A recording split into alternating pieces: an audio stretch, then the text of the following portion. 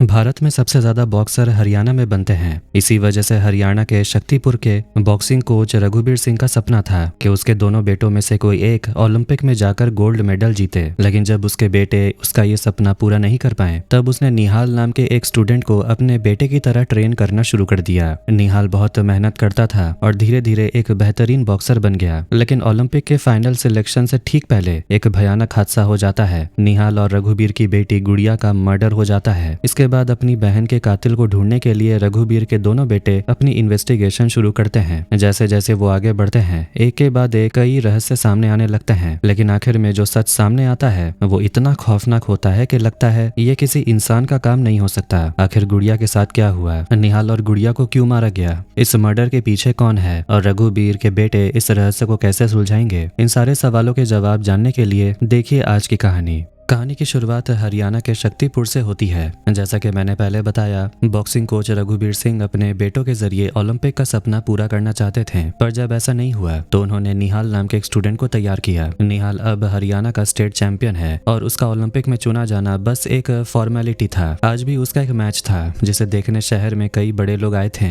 रघुबीर की देखरेख में निहाल ये मैच आसानी से जीत जाता है। मैच के बाद उसी रात वो फुटबॉल स्टेडियम में रघुबीर की बेटी गुड़िया से मिलता है। असल में निहाल और गुड़िया एक दूसरे से प्यार करते हैं। गुड़िया प्रेग्नेंट है, इसलिए निहाल ने अपना ओलंपिक का सपना छोड़कर उसके साथ भाग जाने का फैसला किया है। लेकिन वहां से निकलने से पहले ही मास्क पहने 4 लोग उन्हें घेर लेते हैं। निहाल उनसे लड़ने की कोशिश करता है, पर तभी एक आदमी गुड़िया को घसीटते हुए दूर ले जाता है। खुद को बचाने के लिए गुड़िया उस आदमी की आंख में पेंसिल घुसा देती है। गुस्से में आकर वो आदमी गुड़िया के सिर पर वार करता है और उसे बेहोश कर देता है। वो लोग मिलकर निहाल का भी खून कर देते हैं और दोनों को लहूलुहान छोड़कर भाग जाते हैं। सीन अब नोएडा की तरफ जाता है, जहां हम रघुबीर के बड़े बेटे देवेंद्र को देखते हैं। देव एक क्लब में काम करता है, पर एक लड़के से झगड़े के दौरान मैनेजर को मारने की वजह से उसकी नौकरी चली जाती है। देव ने कई साल पहले अपना घर छोड़ दिया था और उसका एक कान आधा कटा हुआ है। ये कैसे हुआ ये हम आगे जानेंगे। दूसरी तरफ पटियाला में छोटा बेटा रविंदर उर्फ रवि एक ट्रैक्टर फैक्ट्री में काम करता है। उसे भी बहुत गुस्सा आता है, लेकिन किसी वजह से वो झगड़ों से दूर रहने की कोशिश करता है। गुड़िया के साथ हुए हादसे की खबर मिलते ही दोनों भाई शक्तिपुर लौट आते हैं। इस हमले में निहाल की मौत हो चुकी थी, जबकि गुड़िया की हालत बहुत नाजुक है और वो हॉस्पिटल में है। लेकिन जैसे ही रवि गांव पहुंचता है, 2 अनजान लोग उस पर नजर रखना शुरू कर देते हैं। इधर इंस्पेक्टर अरविंद रघुबीर सिंह से इस हादसे के बारे में बात करते हैं। यह हमें पता चलता है कि रघुबीर को शक्ति बॉक्सिंग क्लब के मालिक और कोच वीजू पर शक है। वीजू और रघुबीर की पुरानी दुश्मनी है और निहाल के मरने से सबसे ज्यादा फायदा वीजू को ही होगा, क्योंकि अब उसके क्लब के बॉक्सर का सिलेक्शन आसानी से हो जाएगा। दूसरी तरफ जोइना नाम की एक न्यूज रिपोर्टर वीजू का इंटरव्यू लेते समय इसी बात की तरफ इशारा करती है। ठीक उसी वक्त वहां 2 आदमी आते हैं। ये वही लोग हैं जो रवि पर नजर रख रहे थे। वो वीजू को बताते हैं कि वो लोग वापस आ चुके हैं। अभी तक देव और रवि को पूरी बात पता नहीं थी। तब रघुबीर उन्हें बताता है कि निहाल उनकी बहन गुड़िया का बॉयफ्रेंड था और गुड़िया प्रेग्नेंट थी। वो दोनों उस रात भागने वाले थे, तभी उन पर हमला हुआ। घर की बातचीत से पता चलता है कि छोटा बेटा रवि अपने पिता की बहुत इज्जत करता है, लेकिन बड़े बेटे देव के मन में पिता के लिए जरा भी सम्मान नहीं था। दोनों भाइयों के बीच हमेशा अनबन रहती थी। इस वजह से देव सालों पहले घर छोड़कर चला गया था। तभी अचानक गुड़िया की तबीयत बिगड़ने लगती है और डॉक्टर सबको कमरे से बाहर निकाल देते हैं। तभी निहाल के मम्मी पापा और उसका छोटा भाई हुकुम वहां आते हैं। हुकुम बार बार इल्जाम लगाता है कि रघुबीर को इस रिश्ते के बारे में पहले से पता था और शायद इसी वजह से ये सब हुआ। जब हुकुम गुड़िया के बारे में गंदी बातें कहता है तो देव गुस्से में आकर सबके सामने उसका गला दबा देता है। डॉक्टर इस हंगामे से डर जाते हैं। जब गुड़िया की हालत के बारे में पूछा जाता है तो वो कहते हैं कि शायद आज या कल तक उसे होश आ जाएगा, पर अभी तक कुछ पक्का नहीं कह सकते हैं। अगली सुबह पुलिस नेशनल स्पोर्ट्स इंस्टीट्यूट पहुंचती है, जहां बॉक्सर्स की ट्रेनिंग चल रही है। वहां के कोच पुलिस को निहाल के रूममेट अधिरथ से मिलवाते हैं। पूछताछ में पता चलता है कि जिस रात निहाल का मैच था, वहां शक्ति बॉक्सिंग एकेडमी का मालिक वीजू भी मौजूद था। शहर के सरपंच धांधा, सबसे बड़े क्रिमिनल कुकी जाड़ा और पुलिस के डीएसपी फोगाट, ये सब लोग उस रात वहां मौजूद थे। डीएसपी फोगाट का इन अपराधियों के साथ गहरा उठना बैठना था। पूरा दिन हॉस्पिटल में बिताने के बाद रात को देव और रवि अपने पापा के बॉक्सिंग क्लब जाते हैं। यहाँ पता चलता है कि गुड़िया ने अपने भाइयों को ये तो बताया था कि वो किसी से प्यार करती है, पर उसने कभी निहाल का नाम नहीं लिया। प्रेगनेंसी की बात भी दोनों भाइयों के लिए एकदम नई थी।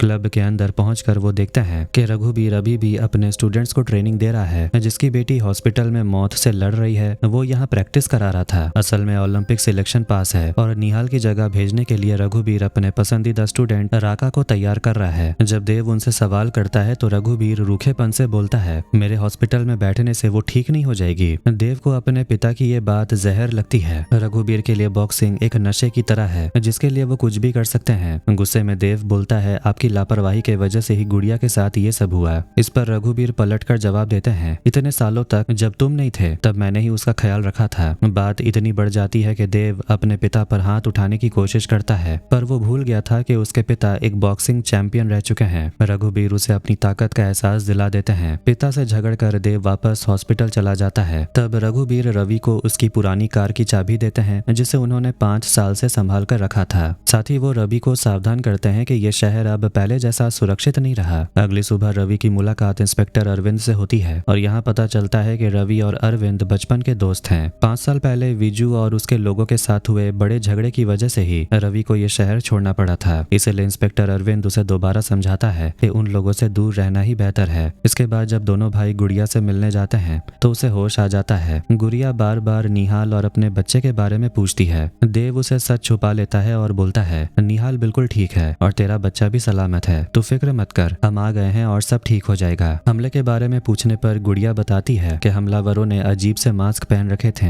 जिसकी वजह से वो उनका चेहरा नहीं देख पाई। हालांकि उसने एक जरूरी बात बताई कि उसने एक हमलावर की आंखों में पेंसिल घुसा दी थी। बात करते करते गुड़िया की तबीयत फिर बिगड़ने लगती है और डॉक्टर सबको बाहर भेज देते हैं। तभी गुड़िया देव से बोलती है कि उसका चॉकलेट खाने का मन है। देव जानता था कि उसे कौन सी चॉकलेट पसंद है, इसलिए दोनों भाई उसे लाने के लिए बाहर निकलते हैं। हॉस्पिटल के गेट पर उनकी मुलाकात रिपोर्टर जोइना से होती है। जोइना इस केस के बारे में सवाल पूछती है कि उन्हें किस पर शक है, लेकिन देव उसे नजरअंदाज कर देता है। जोइना अपना कार्ड रवि को देती है ताकि जरूरत पड़ने पर वो उससे बात कर सके। चॉकलेट लेने के बजाय दोनों भाई सीधे उस फुटबॉल स्टेडियम पहुंचते हैं जहां हमला हुआ था। देव को यकीन था कि यहाँ की पुलिस इस केस को सुलझा नहीं पाएगी, इसलिए वो खुद सबूत ढूंढने लगते हैं। पहले तो उन्हें कुछ नहीं मिलता, लेकिन जैसे ही वो जाने लगते हैं उनकी नजर एक छोटे बच्चे पर पड़ती है जिसने एक अजीब सा मास्क पहन रखा था। गुड़िया ने बिल्कुल ऐसे ही मास्क का जिक्र किया था, जिसे देखकर दोनों भाइयों को शक हो जाता है। उस लड़के से पता चलता है कि वो मास्क उसे पास के एक बुजुर्ग औरत से मिला था। इसका मतलब कि हमलावरों में से ही कोई एक इसे वहां गिरा गया था। देव और रवि उस मास्क को अपने साथ ले लेते हैं। वहां से लौटते वक्त जब वो चॉकलेट खरीदने रुकते हैं तब विजू का बेटा दमन अपने आदमियों के साथ उन पर हमला कर देता है। दमन का मकसद रवि को मारना था। रवि खुद को बचाने और झगड़े से दूर रहने की कोशिश कर रहा था। देव उन्हें रोकने की कोशिश करता है, लेकिन बात हाथापाई तक पहुंच जाती है। दमन के आदमी लगातार बढ़ते जा रहे थे और वो रवि को भी जबरदस्ती गाड़ी से बाहर खींच लेते हैं। देव के कहने के बावजूद रवि किसी पर हाथ नहीं उठाना चाहता। इसकी सबसे बड़ी वजह थी कि 5 साल पहले विजू के बड़े बेटे के साथ रवि का एक मैच हुआ था जिसमें गलती से रवि के हाथों उसकी मौत हो गई थी। उसी हादसे के बाद रवि ने फाइटिंग पूरी तरह छोड़ दी थी, लेकिन आज अपनी बहन की हालत देखकर रवि का सब्र टूट जाता है और वो फिर से फाइट शुरू कर देता है। जब दमन हारने लगता है तो वो बंदूक निकाल लेता है, पर तभी रघुबीर आकर उसे रोक देते हैं। खबर मिलते ही विजू भी वहां पहुंच जाता है और वो रघुबीर को ताना मारते हुए बोलता है, तुम यहाँ झगड़ा कर रहे हो, उधर हॉस्पिटल की खबर सुनी तुमने? वो तुरंत हॉस्पिटल भागते हैं, पर वहां जाकर देखते हैं कि गुड़िया की मौत हो चुकी है। ये कोई कुदरती मौत नहीं थी, बल्कि उसका मर्डर किया गया था। गुड़िया के सीने में कैंची से वार किया गया था। इसके बाद हमें उस रात का एक सीन दिखाया जाता है। उस रात निहाल और गुड़िया पर हमला करके लौटते वक्त जिस आदमी की आंख में गुड़िया ने पेंसिल घुसाई थी उसका नाम सनी था। सनी की हालत बहुत खराब हो रही थी, इसलिए पकड़े जाने के डर से उसके 2 साथी उसे वहीं छोड़कर भाग गए थे। इस वजह से सनी अकेला ही अपनी कार चलाकर जा रहा था। दूसरी तरफ कुकी यादव अपने अड्डे पर 2 लोगों को मारने का प्लान बना रहा था। कुकी यादव किसी को सजा देने के लिए एक अजीब सिस्टम का इस्तेमाल करता है। वो शिकार के शरीर पर बम बांध देता है और फिर टॉस करता है। अगर वो टॉस जीत गया तो वो उन्हें मार देगा और अगर वो जीते तो वो उन्हें छोड़ देगा। लेकिन वो लोग टॉस हार जाते हैं और कुकी उन दोनों को बॉम्ब से उड़ा देता है। ठीक उसी वक्त वहाँ सनी की कार आकर टकराती है। यहाँ पता चलता है कि सनी असल में कुकी यादव की बहन का बेटा है। सीन अब शमशान घाट का देखते हैं, जहाँ गुड़िया का अंतिम संस्कार किया जा रहा था। रवि और देव अपनी बहन की अस्थियां लेने पहुंचते हैं, लेकिन उनके पिता रघुबीर वहां आने के बजाय अपने क्लब में बैठे हैं। दोनों भाई काफी इंतजार करते हैं, पर पिता के न आने पर वो खुद ही सारी रस्में पूरी करते हैं। उधर क्लब में स्टूडेंट्स को लगा था कि बेटी की मौत की वजह से आज कोच देर से आएंगे, लेकिन रघुबीर वक्त पर पहुंच जाते हैं और ट्रेनिंग में देरी करने के लिए सबको सजा देते हैं। उनके लिए बेटी की मौत से ज्यादा बॉक्सिंग की ट्रेनिंग जरूरी थी। पिता के ना आने से दोनों भाई बहुत दुखी थे और वो फैसला करते हैं कि वो अपनी बहन के कातिलों को ढूंढकर सजा जरूर देंगे। अगले सीन में हम सरपंच धांधा को उनके घर पर देखते हैं जहाँ डीएसपी फोगाट उनसे मिलने आया था। धांधा के पास एक बहुत कीमती सांड है जिसका नाम उसने सुल्तान रखा है। सुल्तान उसके लिए बहुत जरूरी है क्योंकि लोग दूर दूर से अपनी गायों को उसके पास लाते हैं। इससे धांधा को लाखों की कमाई होती है, इसीलिए वो उसे अपनी जान से भी प्यारा है। सरपंच धांधा ने फोगट को ये केस बंद करने के लिए बुलाया था। वो कहता है कि चाहे मीडिया का कितना भी दबाव हो, इस केस को रफा दफा कर दो। हालांकि इंस्पेक्टर अरविंद एक ईमानदार ऑफिसर है, फिर भी फोगाट को अपने बड़े अधिकारियों की बात माननी होगी। सरपंच ये भी नहीं चाहता कि निहाल और गुड़िया रिश्ते की बात बाहर आए, क्योंकि उसके हिसाब से ऐसे रिश्ते समाज को खराब करते हैं। सरपंच धांधा का मानना है कि ये केस दूसरों के लिए गलत मिसाल बन सकता है, इसीलिए इसे कोई दूसरा मोड़ देकर बंद करना ही बेहतर होगा। दूसरी तरफ देव और रवि वो मास्क लेकर इंस्पेक्टर अरविंद से मिलने पहुंचते हैं। वो बताते हैं कि उन्हें ये मास्क उसी जगह मिला है और गुड़िया ने भी इसी तरह के मास्क का जिक्र किया था। मास्क पर अभी भी खून के निशान थे, इसीलिए देव पुलिस से बोलता है कि विजू के क्लब के सभी लड़कों का डीएनए टेस्ट कराया जाए। लेकिन इंस्पेक्टर अरविंद समझाता है कि 100-150 लोगों का डीएनए टेस्ट कराना मुमकिन नहीं है। इसी बीच वहाँ अरविंद की पत्नी भारती आती है। यहाँ पता चलता है कि अरविंद ने अपनी पहली पत्नी के जाने के बाद भारती से दूसरी शादी की है और ये बात रवि को नहीं पता थी। भारती के आने के बाद दोनों भाई वहां से निकलते हैं। थाने के दूसरे पुलिस वाले भारती की खूबसूरती और उसके स्टाइल की चर्चा करते हैं। इसके बाद अरविंद अपनी टीम को आदेश देता है कि शहर के सभी हॉस्पिटल, डॉक्टर्स और मेडिकल स्टोर की जांच की जाए ताकि पता चल सके क्या कोई घायल आदमी वहां इलाज के लिए आया था। लेकिन तभी सरपंच के कहने पर डीएसपी फोगाट अरविंद को बुलाकर इस केस से हटा देता है और उसे कोई दूसरा काम सौंप देता है। इसके तुरंत बाद फोगाट एक प्रेस कॉन्फ्रेंस करता है और झूठ बोल देता है कि यह मामला सिर्फ एक लूटपाट का था। पुलिस का कहना है कि लुटेरों ने पैसे छीनने के दौरान उन पर हमला किया और पकड़े जाने के डर से उनका खून कर दिया। पुलिस के मुताबिक मुजरिम अब तक शहर छोड़कर भाग चुके हैं, लेकिन देव और रवि अच्छी तरह जानते हैं कि ये कोई चोरी का केस नहीं है और पुलिस मामले को दबाने की कोशिश कर रही है। वो थाने के बाहर अरविंद से मिलते हैं। अरविंद अपनी मजबूरी बताता है कि उसे केस से हटा दिया गया, इसलिए अब जो करना है उन्हें खुद ही करना होगा।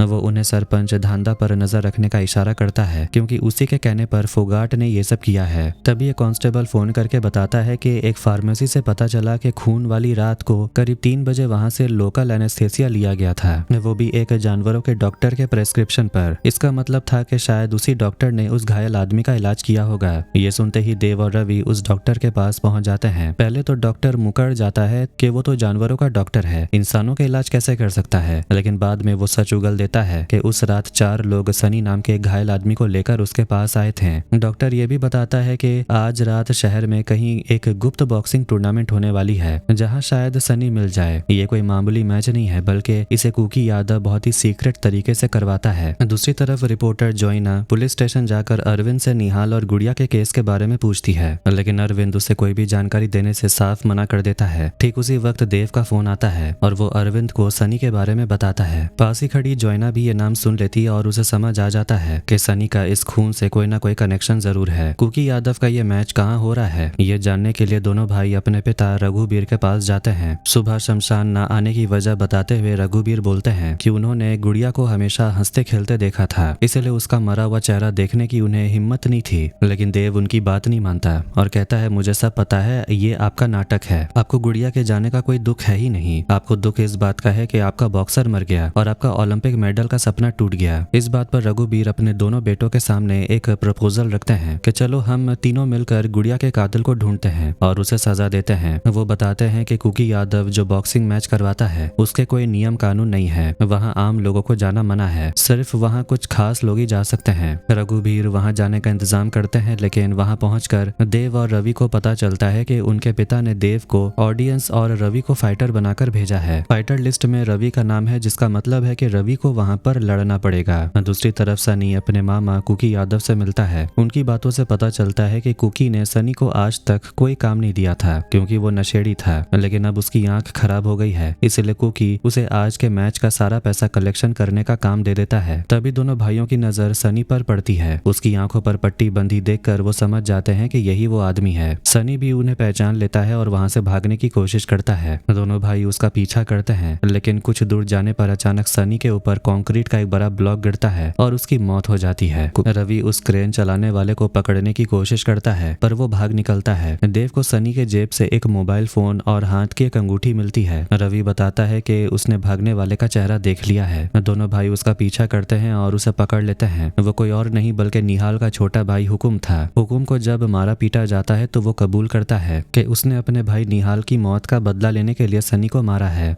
तब देव उसे समझाता है कि तेरे भाई को मारने के लिए सनी को किसी ने पैसे दिए थे और हमें यही जानना था कि वो असल मास्टरमाइंड कौन है। तुमने उसे मारकर हमारे हाथ से एक लौता सुराग खो दिया। तुमने सनी को मार दिया। अब हमें असली कातिल का पता कैसे चलेगा? सबसे बड़ा सवाल ये था कि हुकुम को सनी के बारे में कैसे पता चला। हुकुम ने बताया कि रिपोर्टर जोइना को थाने से सनी का नाम पता चला था। वो निहाल के मम्मी पापा के पास ये पूछने गई थी कि क्या वो सनी को जानते हैं, क्योंकि पुलिस को उस पर शक है। ये बात सुनते ही हुकुम सनी के पीछे पड़ गया और मौका मिलते ही उसे मार दिया। इसका मतलब जोइना की एक गलती की वजह से सनी की मौत हो गई और देव के हाथ से एक बड़ा सबूत निकल गया। देव गुस्से में जोइना से मिलता है और उसे बहुत खड़ी खोटी सुनाता है। वो कहता है कि इस मौत के लिए तुम जिम्मेदार हो और उसे तुरंत शहर छोड़कर जाने को बोलता है। जोइना को भी अपनी गलती का एहसास होता है और वो बहुत दुखी हो जाती है। दूसरी तरफ ओलंपिक सिलेक्शन नजदीक है। निहाल की जगह अभी भी खाली है, इसलिए विजू फेडरेशन के हेड से मिलता है और अपने क्लब के लड़के को जगह दिलाने के लिए रिश्वत ऑफर देता है। लेकिन रघुबीर भी अपनी जिद पर अड़े हैं कि उस जगह उसका ही बॉक्सर होगा। दोनों कोच बहुत ताकतवर हैं, इसलिए फेडरेशन फैसला करते हैं कि दोनों क्लब्स के बीच एक ट्रायल मैच होगा। जो जीतेगा वही निहाल की जगह ओलंपिक सिलेक्शन में जाएगा। दोनों कोच इस बात पर राजी हो जाते हैं। रघुबीर अपने क्लब लौटकर राका को बहुत कड़ी ट्रेनिंग देना शुरू करते हैं। वो राका की गलतियों पर उसे मार मार कर सिखा रहे होते हैं। राका को समझ आता है कि कोच साहब सिर्फ गोल्ड मेडल के लिए उससे इतनी मेहनत करा रहे हैं। उसी रात इंस्पेक्टर अरविंद देव और रवि से एक ढाबे पर मिलते हैं। अरविंद उन्हें सनी की कॉल डिटेल्स दिखाता है। मरने से कुछ देर पहले सनी को एक लैंडलाइन नंबर से फोन आया था। वो नंबर नेशनल स्पोर्ट्स इंस्टीट्यूट का है। उसे शक होता है कि इंस्टीट्यूट का ही कोई इंसान इस मर्डर के पीछे हो सकता है और उसी ने सनी को सुपारी दी होगी। जबकि सनी ने पैसों के लिए खून किया था तो ये साफ था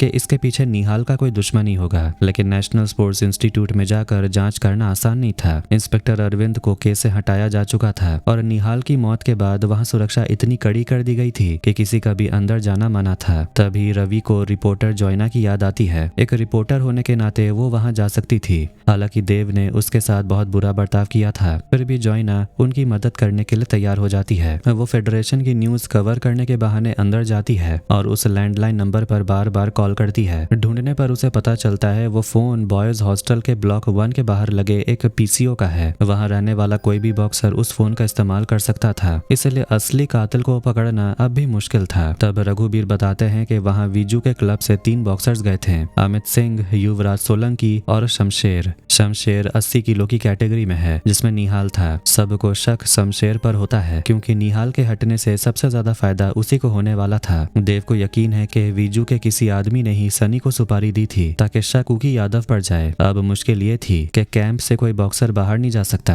रघुबीर एक रास्ता निकालते हैं। निहाल की जगह अभी खाली है और वहां किसी एक नए बॉक्सर को ट्रायल फाइट जीत कर भेजा जा सकता है। वो तय करते हैं कि रवि इस ट्रायल में लड़ेगा, लेकिन यहाँ 2 बड़ी परेशानियां थी। पहली, निहाल 80 किलो की कैटेगरी में था और रवि का वजन सिर्फ 65 किलो था। उसे 2 हफ्तों में कम से कम 7 किलो वजन बढ़ाकर 72 किलो तक पहुंचना था। दूसरी, रवि ने 5 साल से बॉक्सिंग छोड़ दी थी। इतने कम समय में ट्रेनिंग और वजन बढ़ाना लगभग इम्पॉसिबल था। देव को अपने पिता की नीयत पर शक होता है। वो रवि को साइड में ले जाकर बोलता है, तुझे क्या लगता है वो बहन की मौत का बदला लेने के लिए सब कर रहे हैं? मैं उन्हें अच्छे से जानता हूँ। उसका असली बॉक्सर मर चुका है और वो तुझे मोहरा बनाकर अपना ओलंपिक का सपना पूरा करना चाहता है। अब रघुबीर का प्लान ये है कि रवि वहाँ फाइट करे और ओलंपिक के लिए चुना जाए, लेकिन रवि साफ कह देता है कि मैं वहाँ सिर्फ गुड़िया के कातिल को ढूंढने जाऊंगा। सबसे बड़ी मुश्किल ये थी कि उसे ट्रेनिंग कौन देगा। देव को अपने पिता पर भरोसा नहीं था, इसीलिए वो खुद रवि को ट्रेनिंग देने लगता है। लेकिन काफी कोशिश के बाद भी ना तो रवि का वजन बढ़ रहा था और ना ही खेल में सुधार हो रहा था। राका जो क्लब का टॉप बॉक्सर था, उसके सामने रवि टिक भी नहीं पाता।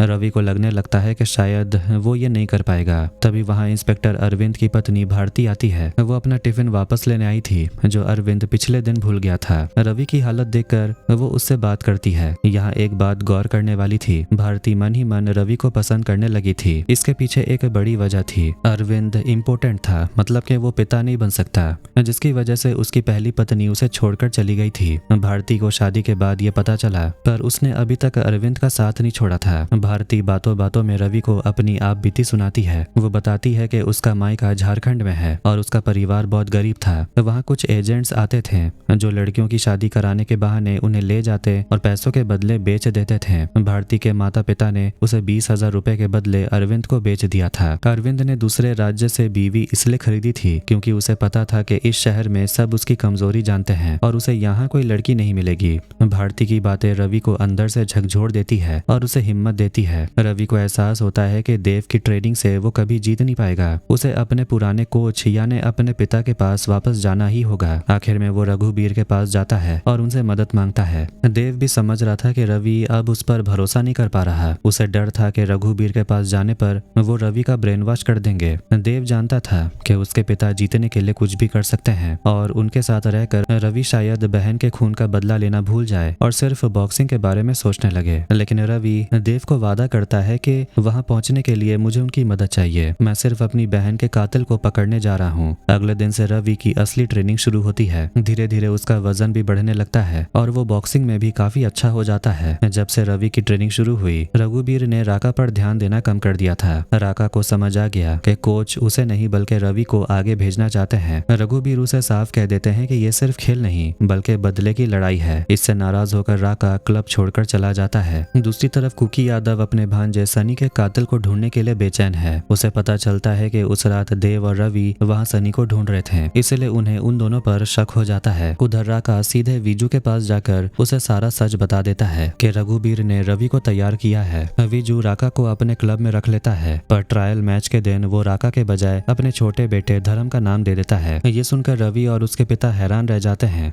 क्योंकि उन्हें किसी और फाइटर के हिसाब से तैयारी की थी और अब वो धर्म के खेल के बारे में कुछ नहीं जानते थे। धर्म उसी अर्जुन का छोटा भाई है जिसकी मौत रवि के हाथों हुई थी, इसीलिए उसके मन में रवि के लिए बहुत नफरत है। मैच शुरू होता है पर रवि के सामने बार बार अर्जुन का चेहरा आ रहा था जिसकी वजह से वो कमजोर पड़ रहा था। उसे याद आता है कि 5 साल पहले जब उसका और अर्जुन का मैच हुआ था तब विजू ने जज और कोच को खरीद लिया था। रवि सही पंच मार रहा था फिर भी पॉइंट्स अर्जुन को मिल रहे थे। उसी वक्त रवि और रघुबीर समझ गए थे कि उन्हें हराने की साजिश रची गई है। जीतने का सिर्फ एक ही रास्ता था, अर्जुन को नॉकआउट करना। रघुबीर के कहने पर रवि ने अर्जुन की गर्दन पर ऐसा वार किया कि उसकी मौत हो गई। यही 5 साल पुरानी कहानी थी जो आज भी रवि का पीछा नहीं छोड़ रही। इसी वजह से धर्म के साथ फाइट के दौरान रवि बार बार कमजोर पड़ रहा था और मार खा रहा था। रघुबीर उसे समझाते हैं कि उस वक्त जो हुआ उसमें रवि की कोई गलती नहीं थी, सारा दोष उसका था। वो कहते हैं कि खुद को गुनहगार समझना बंद करो और अपनी बहन के बारे में सोचकर लड़ो। इसके बाद रवि अपनी पूरी ताकत झोंक देता है और धर्म को हराकर उसे निहाल की जगह चुन लिया जाता है। जीतने के बाद रवि सीधे भारती से मिलने जाता है। उस वक्त अरविंद घर पर नहीं था, बस उसकी बूढ़ी माँ थी जो कम सुनती थी। रवि बताता है वो जीत गया और कल नेशनल स्पोर्ट्स इंस्टीट्यूट वो जा रहा है। भारती कहती है वो भी झारखंड जा रही है, इसलिए शायद वो अब ना मिल पाए। अर्जुन के घर पर ना होने का फायदा उठाकर वो दोनों वहाँ करीब आ जाते हैं। अगली सुबह रवि को NSI के लिए निकलना था, मतलब स्पोर्ट्स इंस्टीट्यूट के लिए, लेकिन उसने देखा कि देव के पैर में इन्फेक्शन हो गया है। रवि उसे हॉस्पिटल जाने को बोलता है पर देव जिद करके पहले रवि को NSI छोड़ने जाता है। उधर रास्ते में कुछ गुंडे रिपोर्टर जोइना पर हमला कर देते हैं जिससे वो घायल हो जाती है। वहीं से गुजर रही भारती उसे बचाती है और अपनी गाड़ी में हॉस्पिटल ले जाती है। भारती उसे बताती है कि वो इंस्पेक्टर अरविंद की पत्नी है। वो जोइना को ड्रॉप करते हुए उसे 2 छोटी शीशियां देती है और समझाती है कि उसे आगे क्या करना है। इन शीशियों में क्या है ये आगे पता चलेगा। देव अभी भी रवि को समझा रहा है तेरा मकसद ओलंपिक नहीं गुड़िया के कातिल को ढूंढना है, लेकिन रवि को अब अपने भाई की बात पसंद नहीं आ रही थी। आखिरकार रवि चिढ़कर बोल देता है मुझे क्या करना है मैं अच्छे से जानता हूँ, तू जाकर डॉक्टर को दिखा। इंस्टीट्यूट के अंदर जाने पर रवि को वही कमरा मिलता है जिसमें निहाल रहता था। वहाँ निहाल के पुराने रूममेट से उसकी बात होती है जो उसे निहाल और वहाँ के माहौल के बारे में सब बताता है। प्रैक्टिस सेशन के दौरान रवि की मुलाकात विजू के क्लब के शमशेर और बाकी 2 बॉक्सर से होती है। वहाँ का असिस्टेंट कोच रवि को समझाता है कि उनसे पंगा मत लेना, लेकिन पहले ही दिन रवि अपनी बेहतरीन बॉक्सिंग से साबित कर देता है कि वो सबसे बेस्ट है, जिसे देखकर शमशेर टेंशन में आ जाता है। दूसरी तरफ भारती जिस हॉस्पिटल में जोइना को लाई थी, देव भी अपना पैर का इलाज के लिए उसी हॉस्पिटल में गया था। जोइना उसे दूर से देख लेती है। तभी वहाँ कुकी यादव के गुंडे आ धमकते हैं। कुकी को लगता है कि सनी को देव ने ही मारा है, इसीलिए वो देव को भी उसी तरह मारने का प्लान बना रहा था। देव साफ कह देता है कि मैंने उसे नहीं मारा, अगर मुझे उस रात वो मिल जाता तो मैं उसे जरूर मारता, पर किसी और ने उसे पहले ही मार दिया। जब कुकी कातिल का नाम पूछता है तो देव उसे हुकुम का नाम नहीं बताता क्योंकि उसे पहले ही शहर से बाहर भेज दिया गया था। देव उल्टा कुकी से पूछता है कि सनी को सुपारी किसने दी थी। कुकी अपने टॉस वाले सिस्टम से फैसला करता है और देव जीत जाता है। इसीलिए कुकी जवाब देता है, उस लड़के या लड़की से मेरी कोई दुश्मनी नहीं थी, मैंने खून का ऑर्डर नहीं दिया था। यानी कुकी यादव का इस मर्डर से कोई लेना देना नहीं था। तभी पुलिस आ जाती और कुकी वहां से भाग निकलता है। दरअसल जोइना ने ही पुलिस को खबर दी थी। इधर स्पोर्ट्स इंस्टीट्यूट में रवि की मुलाकात सोनिका नाम की एक फीमेल बॉक्सर से होती है जो वहां की टॉप फाइटर थी। हॉस्पिटल से निकलने के बाद देव और जोइना एक ढाबे पर खाना खाते हैं। जोइना जब देव के पैर के बारे में पूछती है तो देव बताता है कि बचपन से ही उसके पिता का सपना दोनों बेटों को ओलंपिक ले जाने का था। इसके लिए वो उन पर बहुत प्रेशर डालते थे।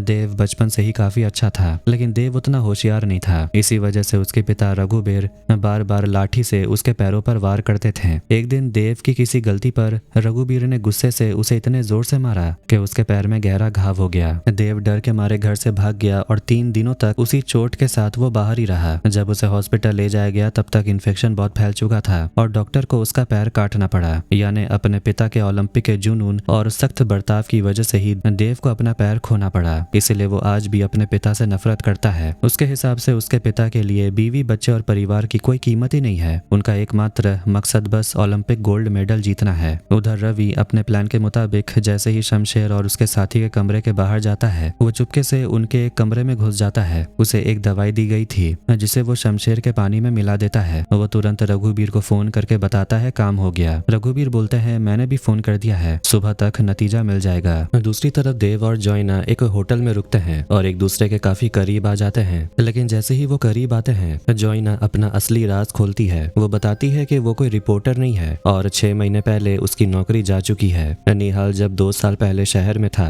तब उसकी मुलाकात जोइना से हुई थी और वो उसे अपनी बड़ी बहन जैसा मानता था। निहाल ने ही उसे गुड़िया के बारे में बताया था। जब गुड़िया प्रेग्नेंट हुई तो निहाल उसे लेकर जोइना के पास ही जाना चाहता था, लेकिन उन दिनों जोइना अपना घर बदल रही थी, इसलिए वो उन्हें घर पर जगह नहीं दे पाई। इसके बाद उसे उनकी मौत की खबर मिली। जोइना को आज भी ये पछतावा खाए जा रहा है कि अगर उस दिन उसने उन दोनों को अपने घर बुला लिया होता तो शायद आज वो दोनों जिंदा होते। असल में जोइना सिर्फ इस सच का पता लगाने आई है कि निहाल और गुड़िया के साथ क्या हुआ था और किसने किया था। अगले दिन सुबह NSI में ड्रग कंट्रोल की टीम डोप टेस्ट के लिए आती है। ये सब रवि के प्लान का हिस्सा था। उसने पिछली रात शमशेर के पानी में ड्रग्स मिला दी थी। अगर आज टेस्ट में ड्रग्स पकड़ी जाती तो शमशेर पर हमेशा के लिए बैन लग जाता। रवि शमशेर को इस बारे में बताता है। सबूत के तौर पर वो शमशेर के कमरे से उठाई एक चीज उसे दिखाता है जिसे देखकर शमशेर को यकीन हो जाता है। रवि उसे लालच देता है कि मेरे पास इस ड्रग्स का असर खत्म करने वाली दवाई है, लेकिन तुम्हें सच बताना होगा। शमशेर डर जाता है और सच बताने के लिए राजी हो जाता है। लेकिन जब रवि खून के बारे में पूछता है तो शमशेर बोलता है कि वो सनी नाम के किसी इंसान को नहीं जानता। वो बताता है कि वो उस रात वो होटल में नहीं था क्योंकि वो अपनी रशियन कोच के साथ बाहर एक होटल में था। ये सुनकर रवि को समझ आ जाता है कि शमशेर का इस खून से कोई लेने देना नहीं है। तो वो उसे सच बता देता है कि उसने पानी में कोई ड्रग्स नहीं मिलाई थी, वो बस उसे डरा रहा था। अब सवाल ये था कि अगर शमशेर ने फोन नहीं किया तो NSI से वो कॉल किसने की थी। तभी देव के वॉलेट से एक अंगूठी गिर जाती है जो उसे सनी के जेब से मिली थी। जोइना उसे उठाकर गौर से देखती है और उसे पता चलता है ये कोई मामूली अंगूठी नहीं बल्कि एक स्मार्ट रिंग है, एक डिवाइस। जब वो उस डिवाइस को ऐप से कनेक्ट करते हैं तो पता चलता है कि वो सनी नाम पर नहीं बल्कि NSI की फीमेल बॉक्सर सोनिका के नाम पर रजिस्टर्ड है। इसका मतलब उस रात सोनिका ने ही सनी को फोन किया था। रवि तुरंत सोनिका से बात करने निकल पड़ता है। रवि सीधे सोनिका के पास जाता है और बताता है कि उसे सब कुछ पता चल चुका है। सोनिका समझ जाती है अब वो फंस गई। वो सब सच उगल देती है कि उसका सनी के साथ रिश्ता था। सनी अक्सर चोरी छिपे उसे मिलने आता था और उसी ने वो स्मार्ट रिंग सोनिका को गिफ्ट की थी। सोनिका बताती है कि उस रात सनी ने उसे झूठ बोला था कि उसका निहाल के साथ कुछ झगड़ा हो गया है। उसने सोनिका से कहा था कि मैच के बाद निहाल कहाँ जाता है बस उसे खबर दे दे। उस रात डाइनिंग हॉल में निहाल फोन पर गुड़िया से स्टेडियम में मिलने की बात कर रहा था। सोनिका ने ये बात सुन ली और सनी को फोन करके बता दी। सोनिका ये भी बताती है कि सनी का जिगरी दोस्त कपिल भी इस खून में शामिल था। ये कपिल कोई और नहीं बल्कि सरपंच धांधा का खास आदमी है जो उसके सांड संतुलन की देखरेख करता है। सनी की मौत के बाद कपिल को भी अपनी जान का डर सता रहा था। इधर रवि को समझ आ गया था कि उसकी बहन का कातिल एनएसआई के अंदर नहीं बल्कि बाहर है। रवि को ओलंपिक से कोई मतलब नहीं था, इसीलिए वो टीम से बाहर होने का खतरा उठाकर तुरंत वहां से निकल जाता है। कपिल जाकर सरपंच धांडा से सब बता देता है कि वो लोग उसे मारने आएंगे। धांडा उसे अपने घर में जगह देता है और वहां की सुरक्षा बढ़ा देता है। रात के अंधेरे में देव और रवि दीवार फांद कर सरपंच के घर में घुस जाते हैं और कपिल को पकड़ लेते हैं। लेकिन जब वो उसे लेकर निकलने वाले होते हैं तभी धांडा के आदमी उन्हें घेर लेते हैं और बंदूकें तान देते हैं। तभी देव को वहां पर ग्रेनेड मिल जाता है। वो पिन निकालकर सबको धमकाता है कि अगर किसी ने आगे बढ़ने की कोशिश की तो वो खुद को उड़ा देगा। वो कहता है कि अगर बम फटा तो धांडा का प्यारा सुल्तान भी मारा जाएगा। धांडा के आदमी डर जाते हैं क्योंकि वो जानते थे सुल्तान की मौत का क्या मतलब होगा। सरपंच धांडा उन्हें छोड़ने वाला नहीं था। देव जब सबको ग्रेनेड से डरा रहा था तभी अचानक सुल्तान उस ग्रेनेड को खा गया। धमाका होने से ठीक पहले देव और रवि वहां से भाग निकलने में कामयाब रहे। सुल्तान की मौत की वजह से सरपंच धांडा अब उनके खून का प्यासा हो गया है। देव और रवि उस कपिल को एक पुरानी फैक्ट्री में ले जाते हैं और पूछताछ करते हैं। देव गुस्से में पूछता है, तुम्हें निहाल को मारना था तो मार देते,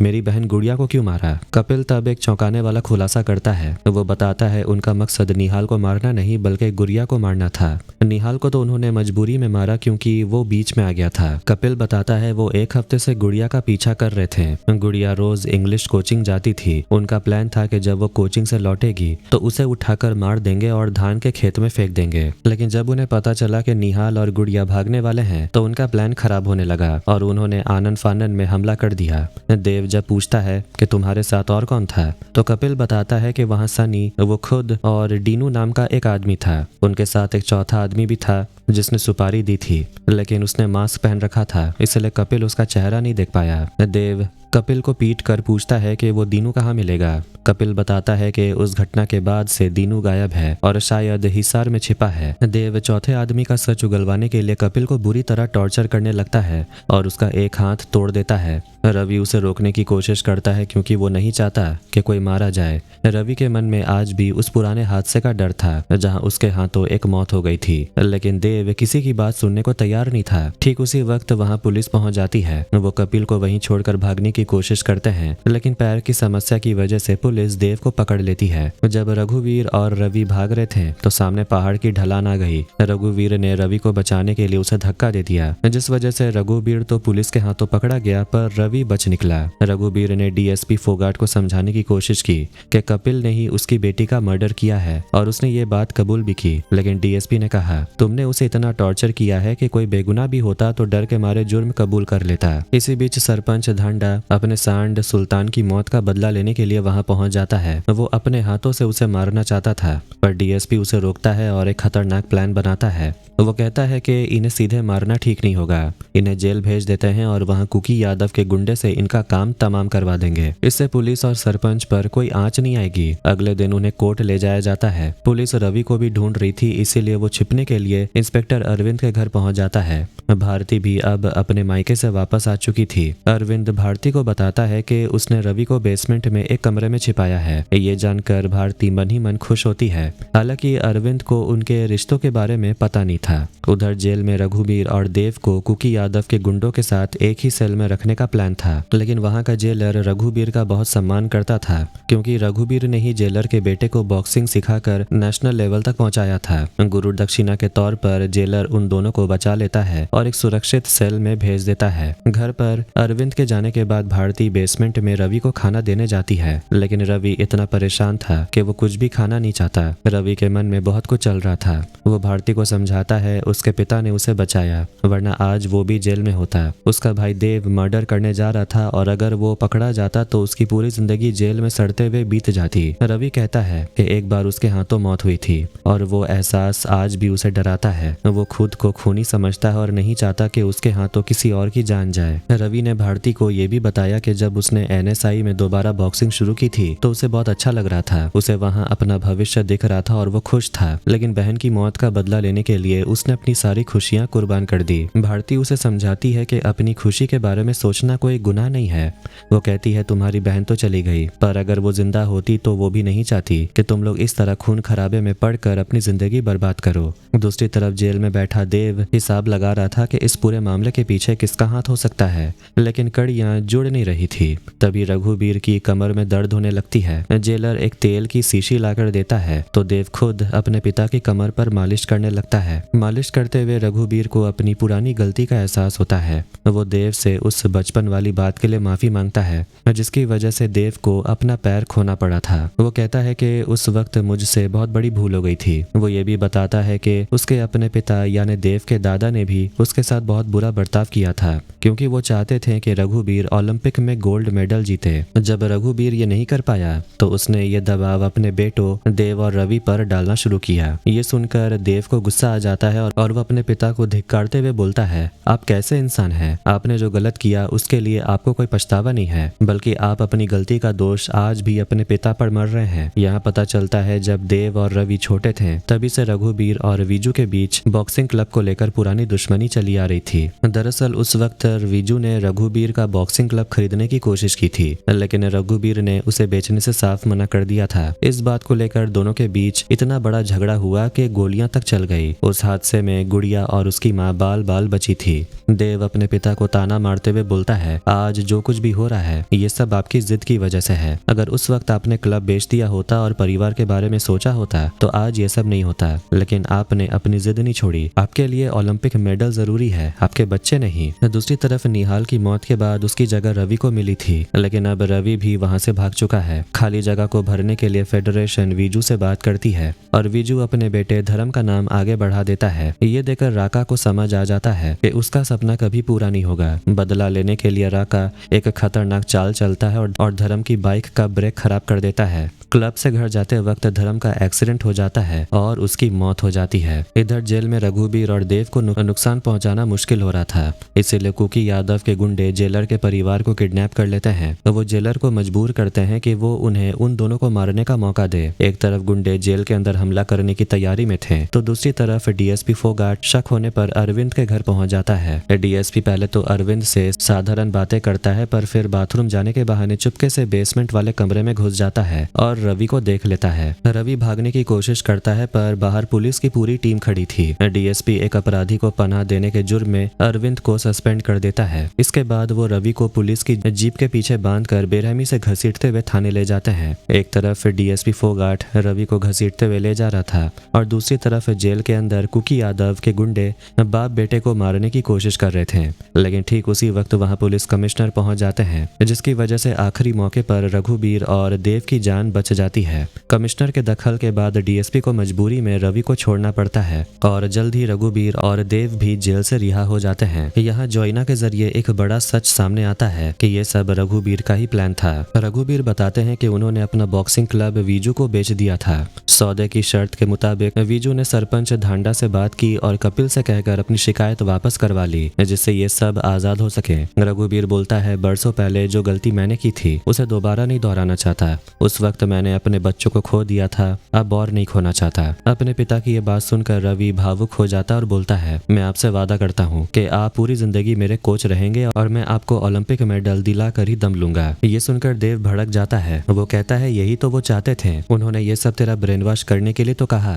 ताकि तू फिर से बॉक्सिंग शुरू कर दे। अब रवि का ध्यान अपनी बहन की मौत का बदला लेने से हट चुका था। वो कहता है, अगर हम भी उनके जैसे खून खराबे पर उतर आए तो हम में और उनमें क्या फर्क रह जाएगा। हमारी बहन भी नहीं चाहती होगी कि हम अपनी जिंदगी बर्बाद करें। देव समझ जाता है कि रवि अब सिर्फ बॉक्सिंग के बारे में सोच रहा है, इसीलिए वो अकेले ही गुड़िया की कातिलों को सजा देने के लिए जोइना को लेकर वहां से चला जाता है। इसके बाद एक और भयानक मंजर दिखाया जाता है। रघुबीर एक धारदार हथियार से किसी को बेरहमी से काट रहे थे और फिर लाश को बैग में भरकर जंगल के एक तालाब में फेंक देते हैं। रघुबीर ने किसे मारा और क्यों, ये जानने के लिए कहानी 36 घंटे पीछे जाती है। अब जबकि रघुबीर ने अपना क्लब बेच दिया था, इसलिए वो सब कुछ समेट कर आखिरी बार रवि को लेकर एनएसआई जाते हैं और कोच से बात करते हैं। वो कोच को समझाने की कोशिश करते हैं कि रवि से जो गलती हुई उसके पीछे एक बड़ी वजह थी। रघुबीर कोच से बहुत मिन्नतें करता है कि रवि को एक मौका दिया जाए, लेकिन कोच के लिए सब बराबर थे और वो किसी भी हाल में उसे वापस लेने को तैयार नहीं थे। रवि ने भी बहुत समझाने की कोशिश की पर आखिर में उसे वहां से निकाल दिया गया। दूसरी तरफ देव और जोइना अब दीनू की तलाश कर रहे थे।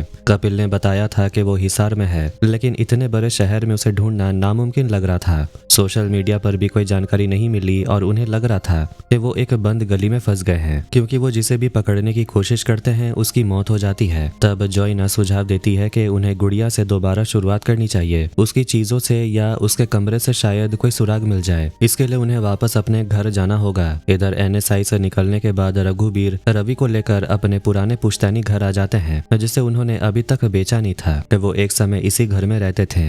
अब रघुबीर का प्लान है कि वो यहीं रवि को ट्रेनिंग दे और अगले ओलंपिक के लिए तैयार करे। उनका मानना है कि अगर इस बार मौका हाथ से निकल गया तो 4 साल बाद होने वाले ओलंपिक में रवि जरूर हिस्सा लेगा। उधर डीएसपी फोगाट ने अरविंद को सस्पेंड कर दिया है, लेकिन अरविंद ने भी अभी तक ये बात भारती को नहीं बताई थी। वो घर जाने के बजाय अपने एएसआई के साथ शराब पी रहा था। उसने सोचा कि आज मन खराब है, इसलिए कल घर जाकर बताएगा। जब भारती का फोन आता है तो अरविंद उससे बोलता है कि वो आज रात नहीं आएगा और सुबह लौटेगा। भारती इस मौके का फायदा उठाती है और तुरंत रवि को फोन करके उससे मिलने पहुंच जाती है। वो दोनों गाड़ी के अंदर करीब आते हैं। बातों बातों में भारती रवि को बताती है कि बचपन में उसके साथ जो हुआ, मतलब जब एजेंट उसके जैसे लड़कियों को बेच देते थे, अब भारती ने भी खुद वही काम शुरू कर दिया है। वो बताती है वो बीच बीच में झारखंड अपने माँ बाप से मिलने नहीं बल्कि इसी धंधे के सिलसिले में जाती है। भारती आगे बताती है कि वो अब खुद एक एजेंट बन चुकी है। वो गांव जाकर लड़कियों को और उनके परिवार वालों को राजी करती है और फिर उन्हें वहां से लाकर पैसों के बदले उनकी शादी करवा देती है। ये सुनकर रवि को गहरा सदमा लगता है। रवि को लगा था कि भारती अपनी किस्मत की मारी एक बेचारी औरत है, लेकिन वो तो मासूम लड़कियों की जिंदगी बर्बाद कर रही है।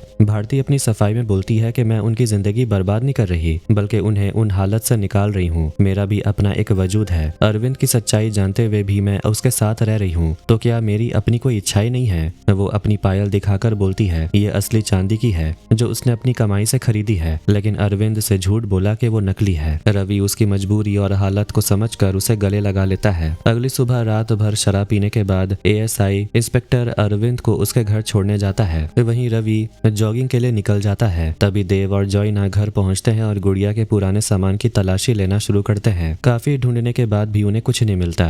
जॉइना को एक ड्राइंग बुक मिलती है जिस पर निशी लिखा था। देव को लगता है ये शायद गुड़िया के किसी सहेली का नाम है। तभी एक पुरानी हिस्ट्री की किताब के अंदर एक फोटो देखकर देव को असली सुराग मिलता है। वो बिना कुछ कहे जॉइना को लेकर रवि की गाड़ी उठाता है और सीधे अरविंद के घर पहुंचता है। अरविंद घर के अंदर ही जा रहा था कि देव उसे रोकता है और बोलता है कि वो अब तक गलत जगह ढूंढ रहे थे। कपिल ने हिसार नाम की जगह का जिक्र किया था, लेकिन वो शहर नहीं, दरअसल ब्रिटिश जमाने के पुराने मिलिट्री बंगलों को वहाँ के लोग हिसार बोलते थे। उन्हें पता चलता है कि वहाँ एक ऐसा बंगला है जिसे वेश्यालय के रूप में इस्तेमाल किया जाता है और दीनू वहीं छिपा हो सकता है। वो तुरंत उस जगह के लिए निकल जाते हैं, जहाँ पहुँचने के बाद उन्हें नदी के रास्ते जाना था। जब वो गाड़ी से उतर रहे थे तभी अरविंद को गाड़ी में भारती की पायल मिलती है। अरविंद ने ये पायल पहले भी भारती के पास देखी थी। उसने देव से पूछा कि ये पायल इस गाड़ी में कैसे आई। देव ने बोला मुझे क्या पता, गाड़ी रवि की है, उसी से पूछो। ये सुनकर अरविंद का शक यकीन में बदल गया कि उसकी पीठ पीछे क्या चल रहा है। अरविंद गुस्से में देव का साथ छोड़कर तुरंत अपने घर की ओर निकल गया।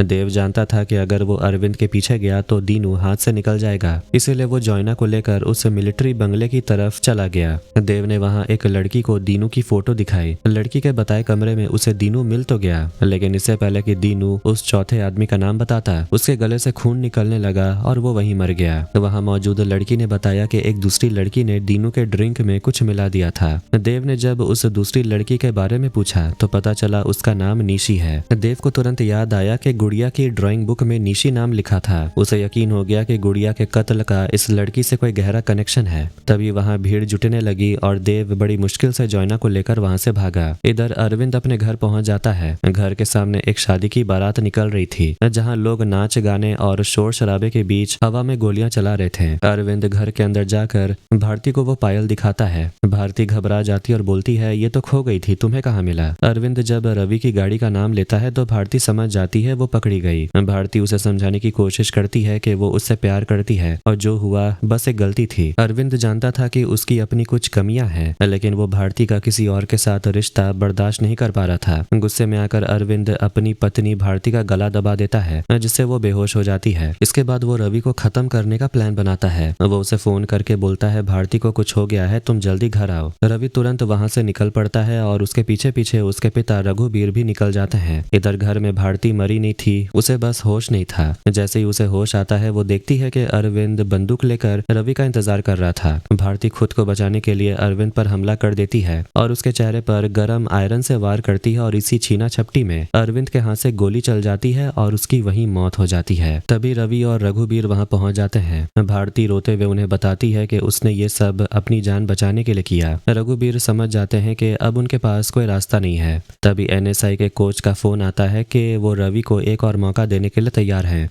बस उसे सुबह 6 बजे तक वहां पहुंचना होगा। रघुबीर रवि से बोलता है तू अपना सपना पूरा करने जा, मैं यहाँ संभाल लूंगा। इसके बाद रघुबीर खुद अरविंद की लाश के टुकड़े टुकड़े करते हैं और उसे बैग में भरकर तालाब में फेंक देते हैं ताकि किसी को पता न चले। अगली सुबह रवि ट्रेनिंग सेंटर पहुंचता है जहां अब उसकी असली मुलाकात राका से होती है। दूसरी तरफ भारती सुबह सुबह डीएसपी फोगाट के पास जाकर अरविंद की गुमशुदगी की रिपोर्ट लिखवाती है। वो कहती है कि कल रात से वो घर नहीं आया। एएसआई बताता है कि उसने अरविंद को घर के सामने छोड़ा था, पर वहां से देव उसे अपनी कार में ले गया। डीएसपी को अब देव पर शक हो जाता है। उधर देव सुराग ढूंढने के लिए अरविंद के घर पहुंचता है और फाइलें टटोलने लगता है। अरविंद की अंधी माँ को लगता है कि कोई चोरी करने आया है। वो देव को एक गुप्त जगह के बारे में बता देती है जहाँ भारती अपना सामान छिपाकर रखती थी, क्योंकि वो भारती को पसंद नहीं करती थी। वो देव से बोलती है यहाँ उस डायन का सामान रखा है, तुझे जो चुराना है ले जा। देव जब दराज खोलता है तो उसे वहाँ बिल्कुल वैसा ही मास्क मिलता है जैसा उसे उस मिलिट्री बंगले में मिला था।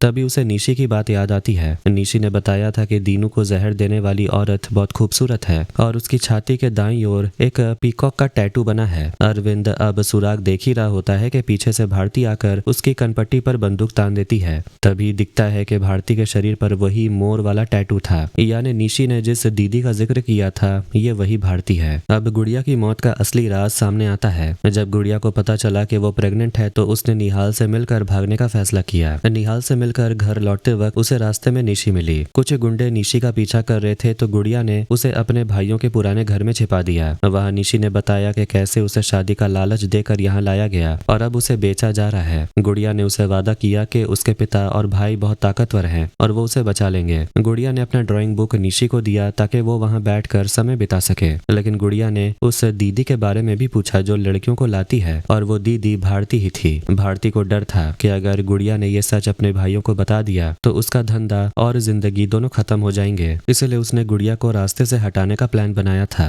कहानी फिर एनएसआई पर आती है जहाँ रवि का ओलंपिक सिलेक्शन मैच है। रघुबीर वहाँ पहुंच जाता है। पिछली रात की घटना के बाद वो रवि को सख्त चेतावनी देते हैं, आज के बाद मैं उस औरत भारती को तुम्हारे आसपास नहीं देखना चाहता। इधर भारती ने देव को उसी बेसमेंट में ले जाकर बांध दिया है। भारती देव को बताती है कि उसने कल रात अरविंद को मार डाला। देव बस एक ही सवाल पूछता है, तुमने गुड़िया को क्यों मारा? भारती जवाब देती है, वो मेरा धंधा चौपट कर रही थी, वो बहुत कुछ जान गई थी इसलिए उसे मारना पड़ा। इसके बाद भारती देव को जोइना की एक फोटो दिखाती है जिसे उसने कहीं और कैद कर रखा था। वो देव को धमकी देती है कि जैसे ही वो कहेगी वैसा ही उसे करना होगा। भारती के कहने पर देव थाने जाकर सरेंडर कर देता है। वो डीएसपी फोगाट से झूठ बोलता है कि उसी ने अरविंद को मारकर उसके टुकड़े टुकड़े किए और तालाब में फेंक दिए, क्योंकि अरविंद उसकी बहन के बारे में गंदी बातें कर रहा था। प्लान के मुताबिक भारती भी वहीं पहुंचती है और डीएसपी के सामने विधवा होने का ऐसा नाटक करती है कि वो फूट फूट कर रोने लगती है। डीएसपी भी फायदा उठाने के लिए उसका हाथ पकड़कर उसे संभालने लगता है। भारती को डीएसपी की नीयत समझ आ जाती है, इसलिए वो इसका फायदा उठाती है और देव से अकेले बात करने की इजाजत मांगती है। अकेले में भारती देव के कान में एक ऐसी राज बताती है जिसे सुनकर उसके होश उड़ जाते हैं। भारती बोलती है कि मैं इस धंधे में अकेली नहीं हूँ, मेरा एक पार्टनर है। और जैसे ही वो उस पार्टनर का नाम लेती है देव को यकीन नहीं होता। इसके बाद डीएसपी प्लान के तहत देव को कुकी यादव के हवाले कर देता है ताकि वो उसे मार सके,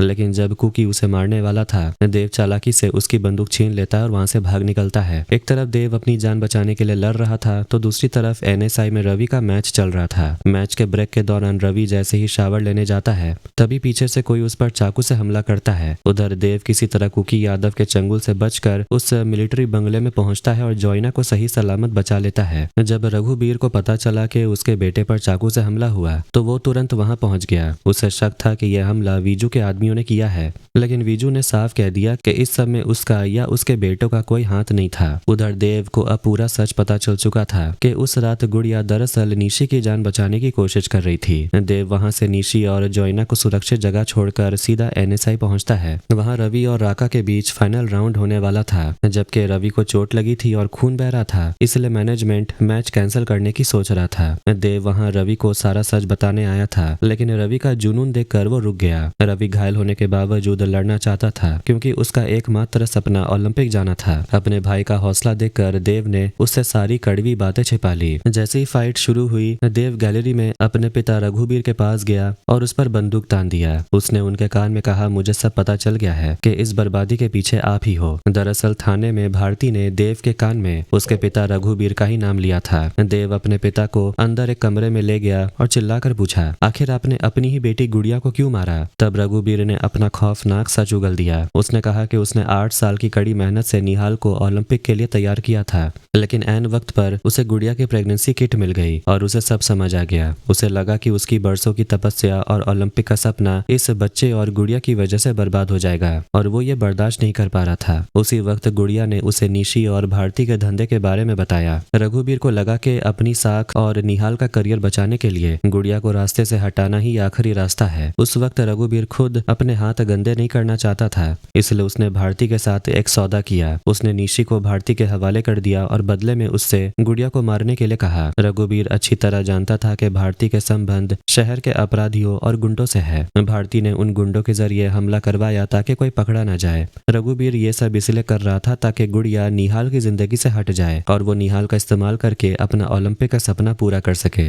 लेकिन उस रात पासा उल्टा पड़ गया। गुड़िया बच गई और निहाल मारा गया। ये सुनकर देव बोलता है, तुम्हारी किस्मत ही खराब थी कि तुम्हारा प्लान फेल हो गया। लेकिन रघुबीर बोलता है, उसकी किस्मत खराब नहीं बल्कि अच्छी थी, क्योंकि अगर निहाल नहीं मरता तो उसकी जगह रवि को मौका नहीं मिलता। निहाल तो किसी और का बेटा था, सिर्फ उसका स्टूडेंट था, लेकिन अब रवि उसके लिए लड़ रहा है और अगर वो गोल्ड मेडल लाता है तो वो उसके अपने बेटे की कामयाबी होगी। यानी रवि को इस सब में शामिल करना और यहाँ तक लाना, ये सब रघुबीर का एक बड़ा मास्टर प्लान था। देव ये बात समझ चुका था पर रवि अनजान था। देव फिर सवाल करता है, लेकिन निहाल तो पहले ही मर चुका था और गुड़िया बच गई, फिर आपने हॉस्पिटल में उसे क्यों मारा? इसके पीछे खौफनाक वजह थी। उस रात जब देव और रवि चॉकलेट खरीदने बाहर गए थे तब गुड़िया को होश आया था। रघुबीर उसके पास बैठा था और बातों बातों में उसके मुंह से निकल गया, जिस लड़के को मैंने बरसों मेहनत से तैयार किया तो मेरे उस सपने के बीच आ गई। रघुबीर की बात सुनकर गुड़िया समझ गई कि उन पर हमला करने वाला कोई और नहीं बल्कि उसके खुद के पिता हैं। रघुबीर ने बात संभालने की कोशिश की पर गुड़िया सब समझ गई और चिल्लाकर अपने भाइयों को बुलाने लगी। रघुबीर को डर लगा कि वो सबको सच बता देगी। जब वो चुप नहीं हुई तो रघुबीर ने पास में रखी कैंची उठाई और अपनी ही बेटी के सीने में घोंप दी। यानी उस दिन हॉस्पिटल में रघुबीर ने अपने ही हाथों अपनी ही बेटी का कत्ल किया था।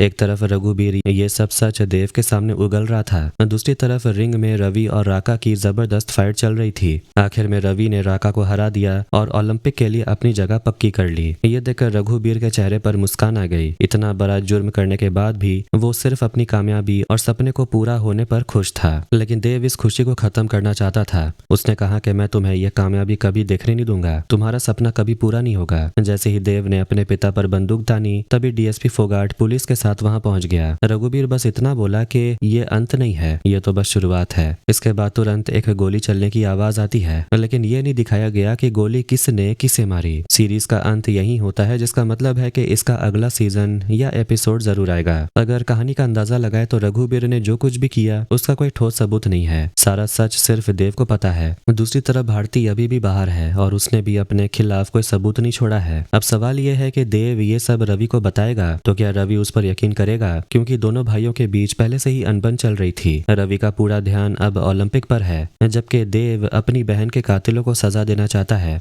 दोनों भाई अलग अलग रास्तों पर निकल चुके हैं। क्या वो एक दूसरे के दुश्मन बन जाएंगे? ये जानने के लिए तो अगले सीजन का इंतजार करना पड़ेगा। खैर, वीडियो को यहीं पर एंड करते हैं। तो कैसी लगी आज की स्टोरी कमेंट करके जरूर बताना। वीडियो पसंद आया तो वीडियो को लाइक कर दे, चैनल को भी सब्सक्राइब कर दें। मिलते हैं नेक्स्ट वीडियो में। Take care.